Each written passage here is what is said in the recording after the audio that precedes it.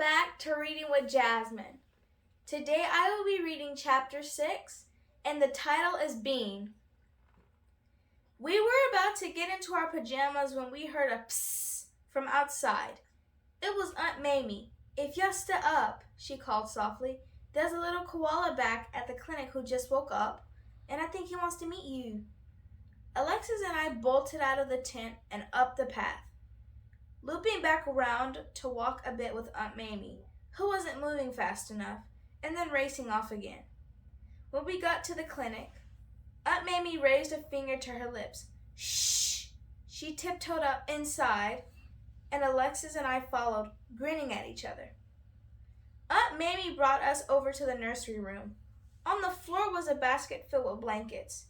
She peeled back one of the blankets, and there was Bean, wide awake and holding tight to his stuffed bear. "Aw!" Alexis and I gushed.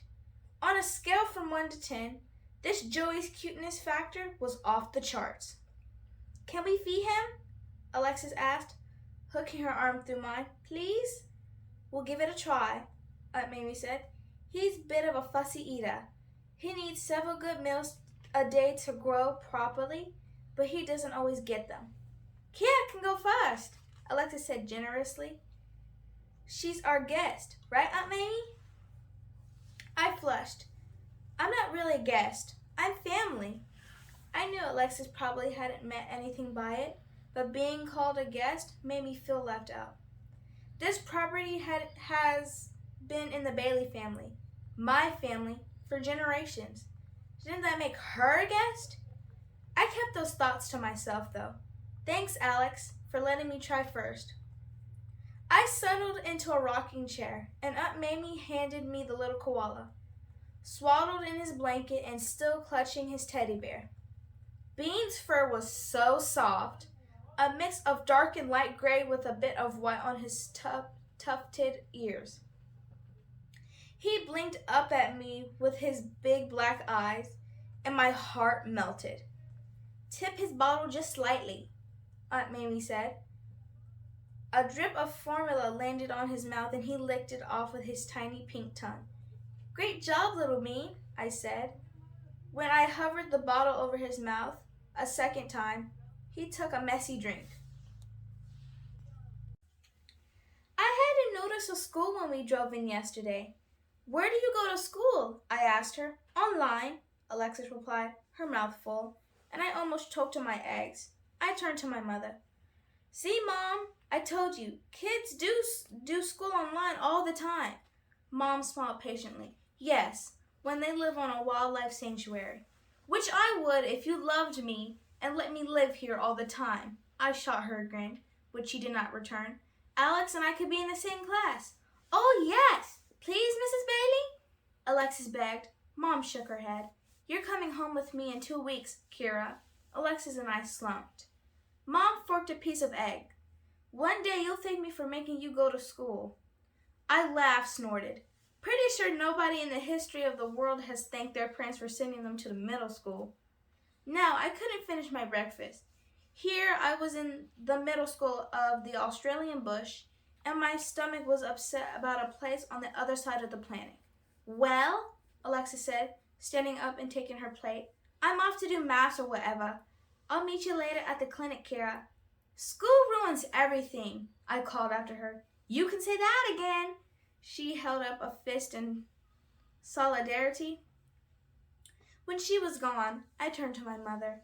"Alexis has real jobs here, Mom, and she's my age. She gets to clean the enclosures and feed the animals, and Aunt Mamie said that she can raise the next joey they get. Raise a joey by herself." Mom reached across the table, patting my hand. Don't forget you have a great life back home in Michigan, Kira. Who would foster all those kittens?" I pulled my hand away. "Life isn't perfect on the sanctuary either, Kira. I'm sure Alexis would tell you that. It's very hard work, and some of the animals don't make it. And remember all those bushfires in Australia last winter? Several weren't far from here. That must have been very scary."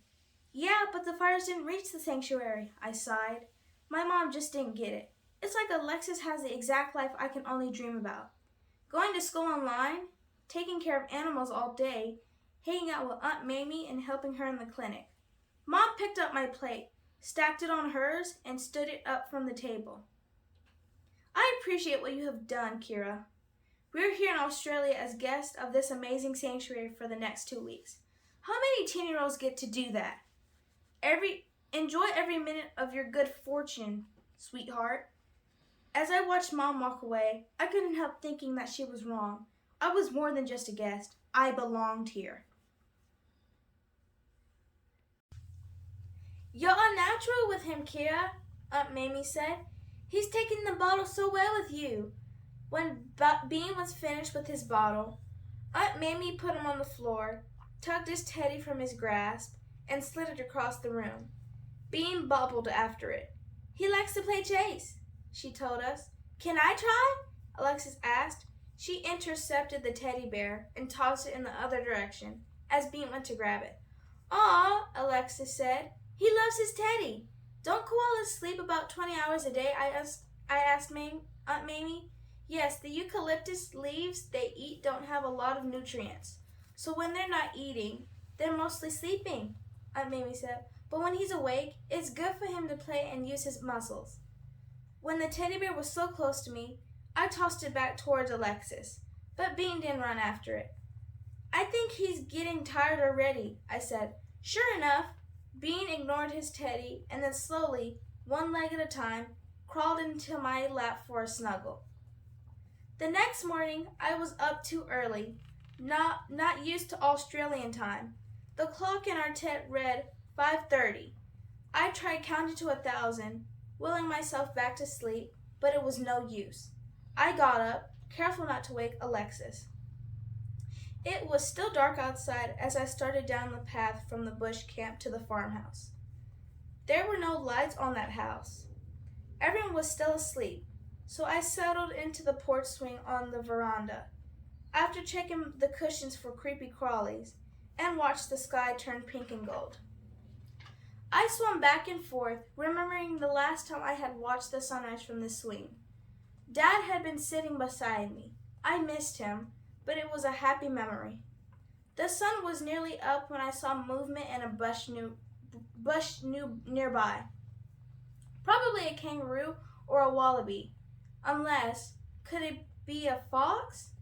And did foxes ever attack humans? I stopped swinging. The bush moved again, and I started planning my escape. Then a little nose and whiskers appeared. It was just a cat.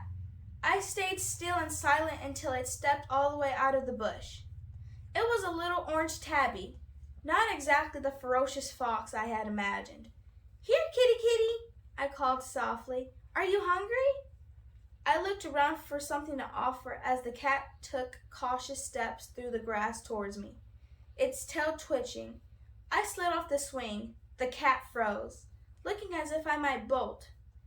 So I paused, giving it a chance to relax, and then moved a bit closer. As I slowly reached out my hand for it to smell, the farmhouse's screen door slammed, and the cats ran out of sight. Mom and Auntie Lynette came down the steps of the veranda and joined me. Getting in some morning calisthenics, are we? Auntie Lynette asked, doing a dramatic leg stretch. I laughed. No, I just couldn't sleep. Me neither, Mom said, rubbing her eyes. It takes a few days to get used to the time difference.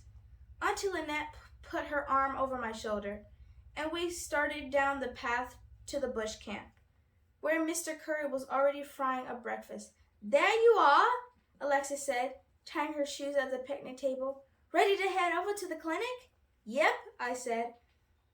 Aunt Mamie is probably waiting for us. How about a brekkie roll first? Mr. Curry said. No time, Alexis said. Mr. Curry fancy flipped a piece of tomato, which landed on the ground. Crikey! An emu came over for a look, snapping it in its beak. I reckon you girls could take a minute for breakfast.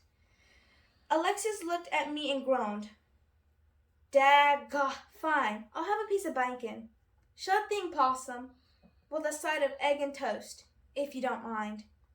He turned over a fried egg and buttered 2 pieces of bread, tossing them onto the pan. Kira, tomato with yours? No thanks, Mr. Curry. Smells delicious. We sat down at the long wooden table across from Mom and Auntie Lynette as 3 cockatoos flew overhead, their squawks echoing over the bush camp.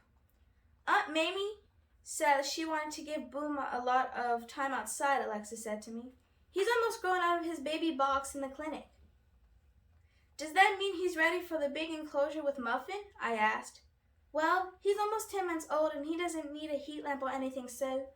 Alexis, Mrs. Curry said, popping her head out of her tent. I hear you making plans over there like you don't have schoolwork to do. Mom, I can do that later.